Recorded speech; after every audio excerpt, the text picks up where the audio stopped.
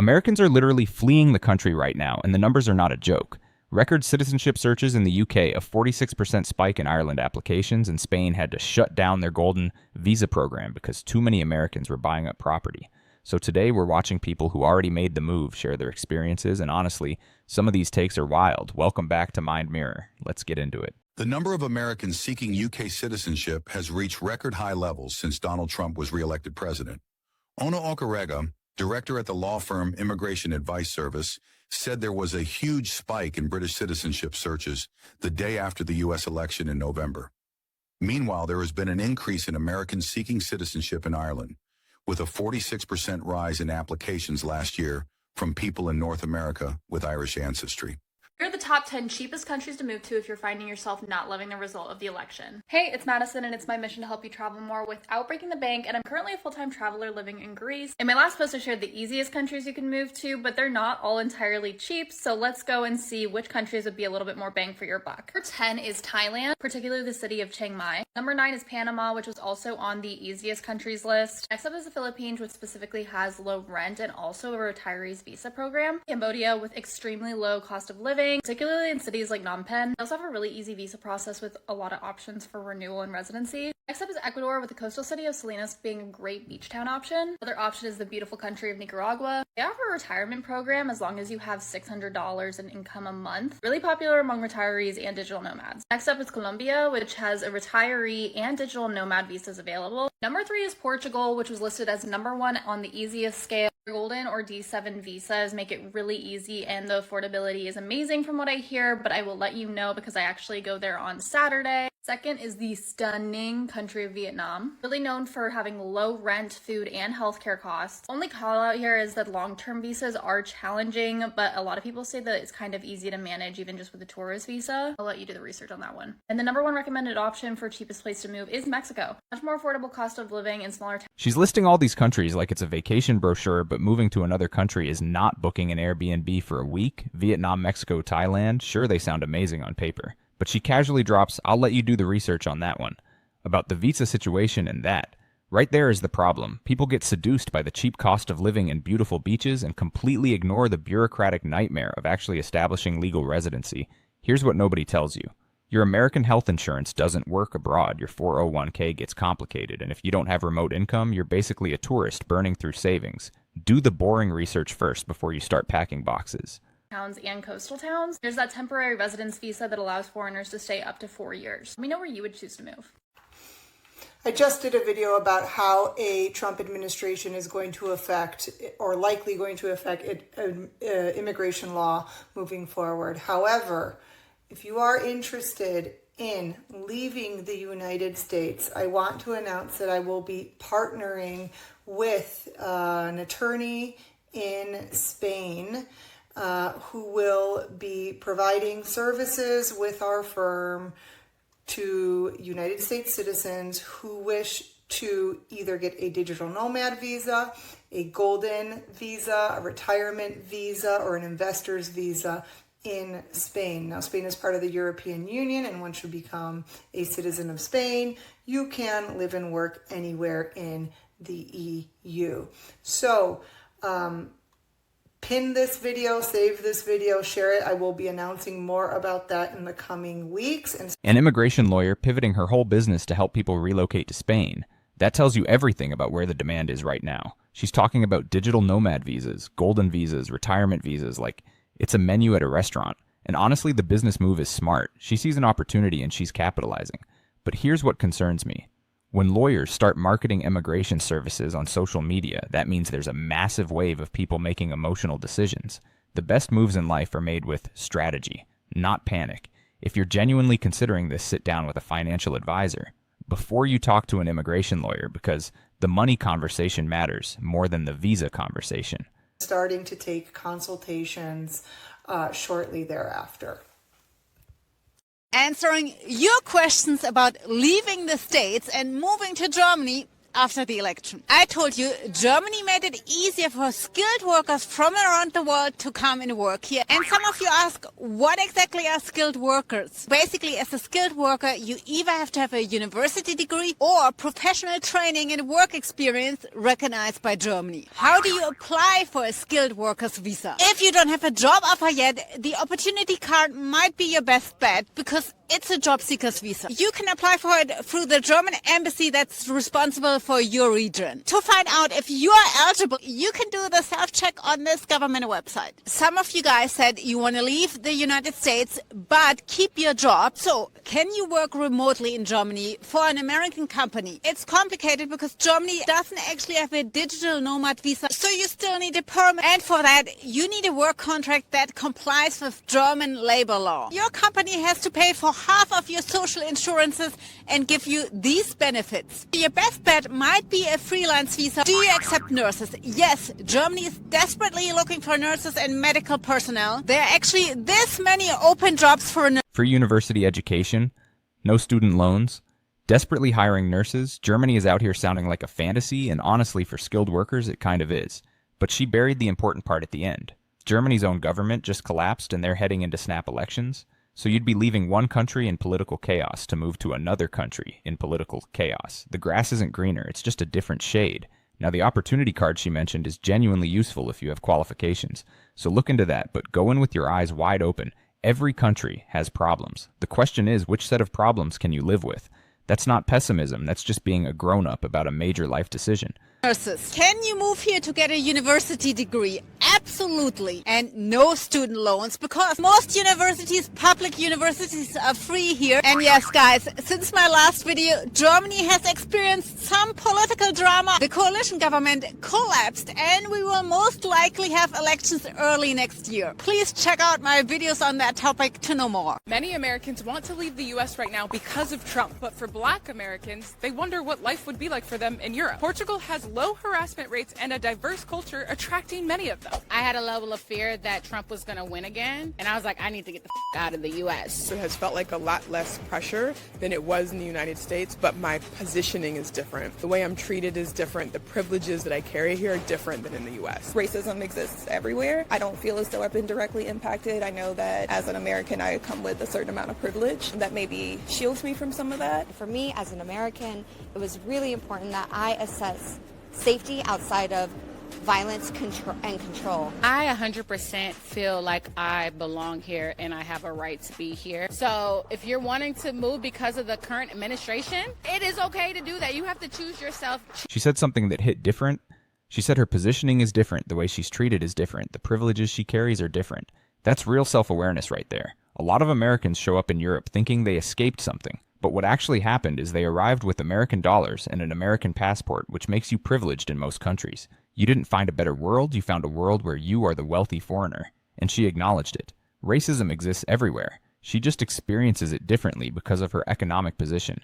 That is the kind of honesty more people need before they move. Choose your health, choose your peace. What do you think of their experiences? If you're thinking about leaving Trump's America for Europe, I did just that by moving to Portugal, and here are my tips. Really think about your timeline. How long is it going to take for you to gather everything you need in order to make that move? For me, initially, I thought, hey, I could do this in 3 months. When I really got into it, started researching, it took me 2 years. Be mindful of the language you're using and how you're describing the cost of living. For Americans coming with American salaries, you know, how we describe things can really be off-putting for some people. Find someone who's already migrated or find someone who has the skill set to guide you through it. Moving here is not a magic pill. It's not a cure-all. Racism, poverty, inequality still exists. It may look different, but it's still here. You know, it seems like every election cycle, at least for, the last 20 years or so, we have seen people from both sides of the political spectrum tell us that if the other side wins, I'm leaving America.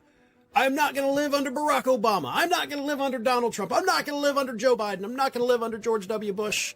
And I'm not going to live under Trump the second time, right? I mean, it's kind of become almost a running gag at this point of people saying, if the other side wins, I'm out of the country, right? And up until this year, it was mostly just bluster. It was all talk. People didn't actually leave the country because of who the president was. But then Trump won re-election, and it turns out that there is, in fact, a mass exodus of people fleeing the United States and going to live in Europe. The European market is booming, particularly in northern Spain, where Americans are buying up homes and villas and moving over. 57% increase in American home purchases in Spain in 1 quarter. Let that sink in, because the locals in these Spanish towns are watching their housing prices skyrocket because of foreign buyers. And nobody's talking about the ethical side of this. When wealthy people flood into a cheaper country, they price out the locals. That's not liberation, that's gentrification with a passport. The same thing happening in American cities, where people get priced out of their neighborhoods, is now happening in Spain. Because of Americans, you're not escaping the problem, you're exporting it. If you do move abroad, at least be conscious of your economic impact on the community you're joining. There. The problem, and I don't want to say it's a problem because I totally have no problem with these people doing this, but here's what happened. Spain actually had a program in place. It was called the Golden Visa, where if you, as an American or anybody else, anybody else wants to come, but mostly for you guys Americans, come over here, buy a home, move over here, we'll give you a 1-year visa to live here while you work on, getting a permanent visa. So all you had to do was just buy a piece of property, a home, and boom, you're a citizen for at least a year.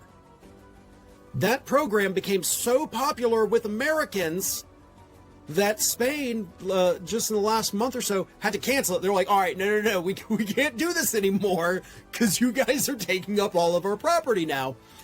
Home purchases by Americans in Spain have increased by 57% in the first quarter of this year alone.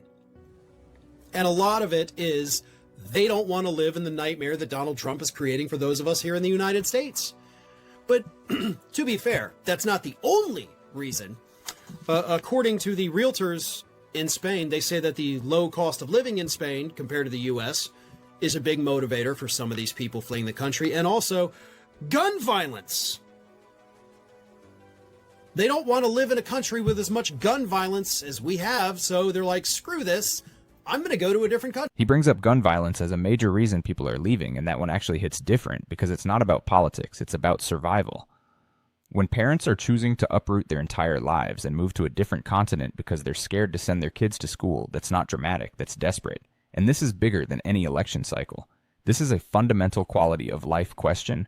Can you raise a family somewhere you feel safe? For a lot of people, the answer became no. And instead of waiting around hoping things change, they just left. You can disagree with their politics all day, but you cannot argue with a parent's instinct to protect their children. I'm going to uproot myself because Republicans love guns more than they love kids. That is a horrible statement to have to make, but it's a true statement. Right now, the number one group of individuals who are leaving the United States, according to the realtors over in Spain, are in fact members of the LGBTQ community and minorities. Because those are the groups that fear they are the most targeted under this complete Republican rule that we have in the United States. And for the record, they're not wrong. So we are losing people. This time, the "I'll leave the country if Trump wins" wasn't hyperbole. They did it. They're doing it. And just as a side note, I actually, there was a woman I worked with who I absolutely loved talking to her. She moved to Spain a few months ago after the election. She had said, if he wins, I'm moving to Spain. And she did. Kind of sad that I don't get to see her and talk to her anymore, but she seems... Actress and former daytime talk show host Rosie O'Donnell took to TikTok to share that in response to Donald Trump winning the election, she has moved to Ireland. Well, hey everybody, it's me, Rosie O'Donnell, and I'm here in Ireland. And it's beautiful and warm. Ireland just got its most high-profile import since Guinness. Only this one is a little more bitter. And I'm trying to find a home here in this beautiful country. And when, it is safe for all citizens to have equal rights there in America, that's when we will consider coming back. Reports indicate that Rosie chose Ireland specifically because their healthcare system covers treatment for Trump derangement syndrome. Please like, comment, and subscribe. If you want to escape Trump's America, please let me know what questions you have and what's holding you back. Because I've lived in 20 countries across 5 continents in my adult life, and I want to use all of that experience to help others escape and do the same thing. You do not have to live under an authoritarian regime. Your life can be better. You can move to Europe, move to Asia, move to Australia or New Zealand. I've done all of those. She says she's lived in 20 countries across 5 continents and wants to help people escape, and I appreciate the energy. But that word escape is doing a lot of heavy lifting. Because here's the truth about living abroad that influencers don't post about. The loneliness is real. You leave behind your family, your friends, your support system, your doctors, your routines, everything that makes life feel like life. And no amount of beautiful sunsets in Lisbon fixes the emptiness of not having your people around. Before you escape, ask yourself what you're running toward. Not just what you're running from, because if you don't have a clear answer to that question, you're going to be miserable in a prettier location. Things, and you can too. So what is holding you back? Is it budget? Is it work? Please let me know. Ask specific questions and I will do my best to make a video and write a comment helping you, because I want to use my life experience to better yours. If you're an American who wants to flee to Europe because of the election, let me tell you how it's looking over here right now.